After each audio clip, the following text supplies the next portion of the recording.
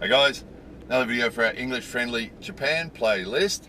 Something a little bit different this time. Usually for this playlist we're making videos talking about English friendly companies that we recommend. This is actually a video talking about an English friendly company that we would not recommend, but also giving you a bit more information that might help you avoid some similar experience with other companies. So to do that, I've got to tell you the whole boring story, okay? So first of all, a lot of companies, as some of you guys would already be aware, have affiliate programs. And affiliate programs work in that when a person posts a link to that company's website, that it puts cookies on it, and that means that if a customer then goes and spends money through that website, the person who recommended them gets a small commission. So, for example, Japanese Pod 101 is a Japanese language learning website, and some of you guys will be aware we've been promoting those guys for like 10 years, you know. And the link that we give you for those guys is an affiliate link, which means that if you go to their website and buy one of their programs, we get a small commission from that, right? So that's fairly standard on the internet now, you know. People get affiliate links to things and get small commissions for things. So we had a company called Freedom Japanese Market who at first didn't have an affiliate program. Not all the companies, or most of the companies in fact, that we recommend to you guys don't have affiliate programs, right? And Freedom Japanese Market, he used to watch our videos, or he still does watch our videos, and we learned about, he contacted us, and then he sent us some of his snack boxes, and we started recommending him before he had an affiliate program, so he wasn't paying us anything. And then he got an affiliate program, and we sort of joined his affiliate program. And then sadly, recently, because of the problems with international mail at the moment, he stopped doing the treat thing, the Japanese treat boxes thing, stopped selling them online, right? So recently on Facebook, there was a sponsored post, which means that they've paid Facebook advertising money basically to get their company on Facebook, and that was for Tokyo Treat. And Tokyo Treat is one of these candy boxing companies that you pay a subscription, certain amount a month, and they'll send you candies and snacks from Japan, right? So we've talked about companies like this before, including our buddy at Freedom Japanese Market. So because Freedom Japanese Market has recently stopped doing it, we're looking for someone else we can recommend to you guys. So I applied. First step we always do, okay, we apply to their affiliate program, and then started checking them out, because you got to watch it on the internet. You guys know what it's like. If you look for reviews for a particular company, so in this case Tokyo Treat review, but mostly what I got was videos and other links on websites and things from affiliates, right? Who are all, the Tokyo Treat sent us this box and it's really good stuff, and it's, they're a really wonderful company, we highly recommend them, and here's a link to them, and the link's an affiliate link, right? Which, even though it's called a review, in actual fact, they're acting as an agent, aren't they? And they're actually getting money for their review, which again, in full disclosure, we do too for Japanese Pod 101, for mobile Wi-Fi and phones and that sort of stuff, right?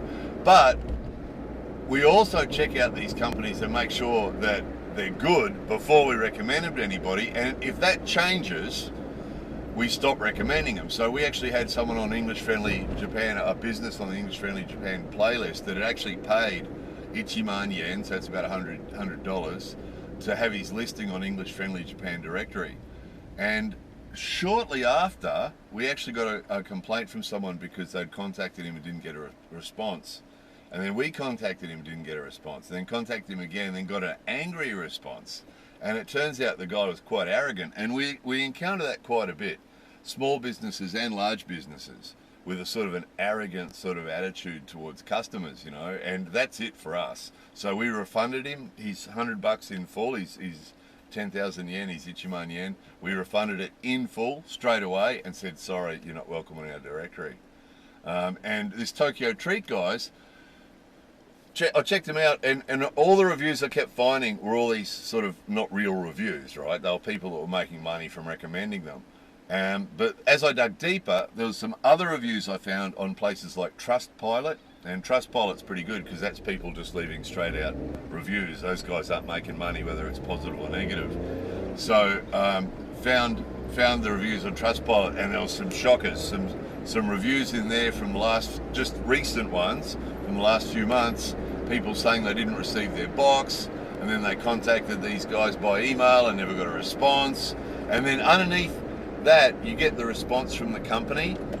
Sometimes they'd respond to it because Trustpilot gives the company an opportunity to respond to the complaint. And the responses were all sort of cut and paste responses. Oh, we apologise for the inconvenience caused, but there was this underlying putting it back on the customer every time. Oh, please contact us via our contact page and allow 48 to 72 hours for a response.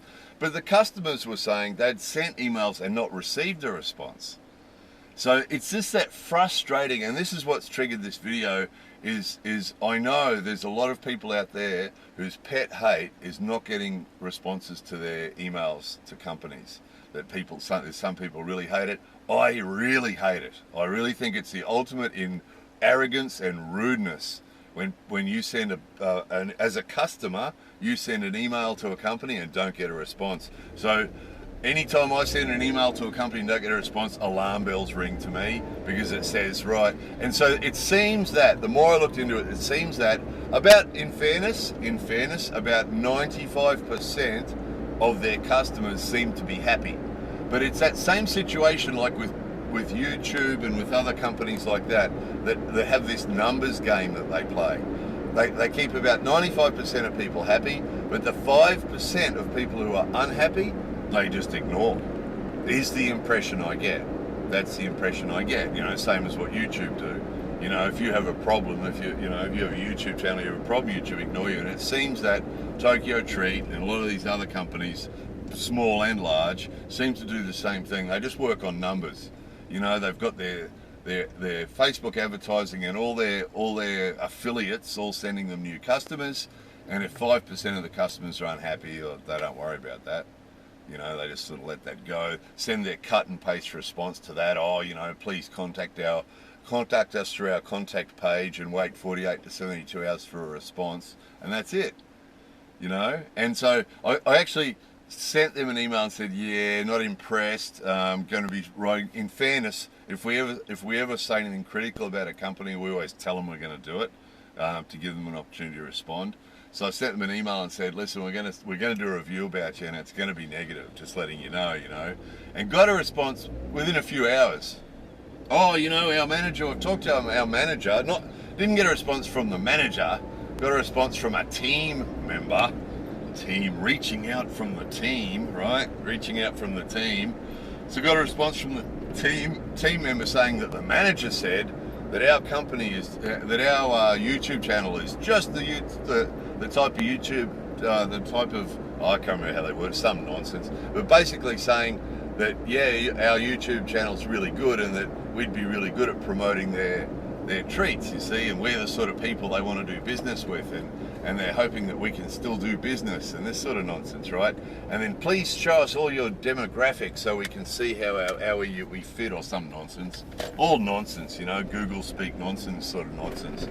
And so I wrote back and said, so your response to, because I'd said, it seems that you're ignoring customers and that you're not responding to customers' complaints and problems, and so we're going to do this negative review. And then, got this thing from the manager, oh, you're just the sort of people we want to do business with. So in other words, wanting us to join their affiliate program, please show us your demographic. So I wrote back and said, okay, sure. Your response to what I said was to question us. So, okay, that's cool. Here's our demographic. This is the demographic. So I showed him our YouTube demographic. It's 98 million views and 109,000 subscribers and all that stuff, a screenshot of that. These are the people we're going to tell about your company, right? And we're not impressed, we're not impressed. And again, I said, you know, you've got an opportunity to respond to this before I release the video. But you know, it makes me crazy. So the point of this video was, look, you know, these guys are everywhere. They're advertising everywhere. There's a good chance if you're interested in those snack boxes from Japan that you're going to come across these guys, this Tokyo Treat. So from our experience, we would suggest that you have a 95% chance that you'll be happy. But in the event that you have a bad experience, that your box doesn't arrive. Now there's a few examples I found of that where the box just never arrived. Now when we used to sell stuff on eBay, that sometimes happened. We'd send stuff and it would arrive back on our doorstep 4 weeks later, which is why we stopped doing that in the end. We got so sick of that happening. And it's a common thing when you post stuff overseas that it doesn't arrive, you know. That's not their problem, but then they really are then obliged to refund the customer or at least answer the customer's emails. But what these guys were doing is just not answering the customer's emails. So the customers are sending emails and saying, I didn't get my box, and they're not answering. So, you know, and this is that experience, isn't it? Those companies where, you know, 95% of the customers go, yeah, no problem at all, and then the 5% that do have a problem basically get ignored. So that would be what we would suggest to you, that you're taking a gamble if you send those guys some money. There was also people who'd paid for a subscription, a monthly subscription, and then wanted to cancel it, and they've got some automatic system for cancelling it that doesn't work. Some people were saying that the automatic system for cancelling your subscription didn't work or wouldn't work for them or something, and then again tried to contact the company, didn't get any answers. So it's just another one of these sharp marketing companies that are really focused on bringing in lots of customers but not really interested in keeping the customers that have a problem. You know, no customer service. That's what kept coming up. Bad customer service, bad customer service, bad customer service. Some people were saying that the box was good. Some people were saying the box was a little bit expensive, but they thought it was good value. They were happy with it. So there wasn't a lot of complaints about the box itself. There was a couple. Someone's complaining the stuff seemed to be stale or something, but most of them seem to be pretty happy with the box. It's just the problem is, if you have a problem, if your box doesn't turn up, or if you have some other problem with the payment system or something else, there's a pretty good chance these guys will ignore you, it would seem. So, you know, so the point of this is, guys, just be aware, you know, when you're watching a review or reading a review, something that's called a review of some company online, you know, in this case Japan stuff, but you know, other stuff too, obviously. Be aware of this affiliate thing, because you know, a lot of people just don't seem to care. If they're getting their commission, they don't really care, you know, if 5% of the people are going to have a bad experience or not, as long as they're getting their commission. So, but be assured, guys, the companies that we talk to you about, you know, I used Japanese Pod 101 as an example before. You know, we've been recommending those guys for 10 years and had no negative feedback about them at all, you know. So, and any time that we ever did have any negative feedback about any company that's on our English Family Directory or that we've ever spoken to you about, we'd be sure to check it out. And if we found that, you know, that there was a problem there, they weren't treating the customers with respect, because we consider it to be extremely disrespectful, not answering emails. There's no excuse for that.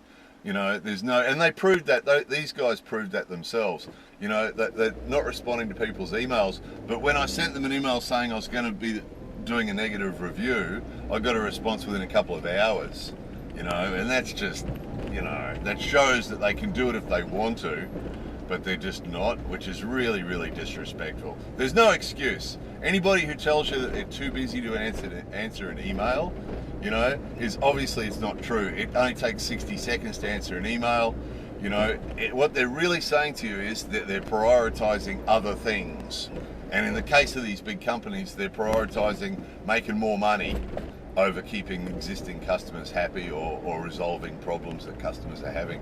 You know, and we got zero tolerance for that.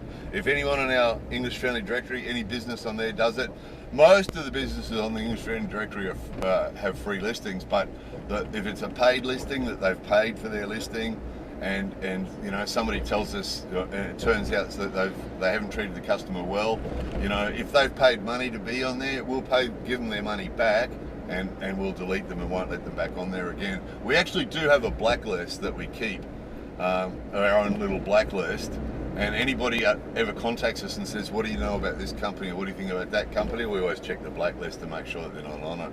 Because, you know, we go back 12 years, so there's some names we've sort of forgotten. But if they've been a bad experience for us or for someone else, they're on the list, and we go down the list and can look for them, see if they're on there. And these guys will be going on there because, you know, as far as we're concerned, you know, 5% unhappy customers and not getting refunds. I mean, as far as we're concerned, that's, you know, if people pay money and don't get what they've paid for, you know, the box never turns up and they never get a refund and they never get answer to their email, you know, there's zero excuse for that. There's zero excuse for that. That's terrible behaviour, isn't it? So, anyway, that's enough of that. That's enough of that. If you guys have had any good stories about snack companies, because we're still looking for one of those subscription online snack box experiences, so if you guys have had any positive experiences with any of those, please let us know their names and we'll check them out. Likewise, any other English friendly businesses in Japan that you've had positive experiences with that aren't on the directory yet, please let us know. Usually we find it's the smaller businesses, not always, but usually the smaller businesses we find that give the better service and look after customers better and appreciate them better. Not always.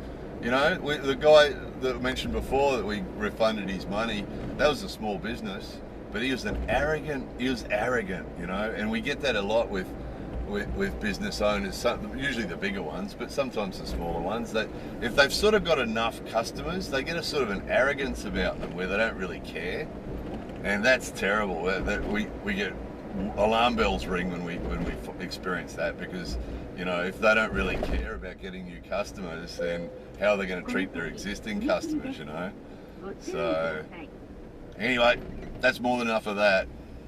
More videos coming soon.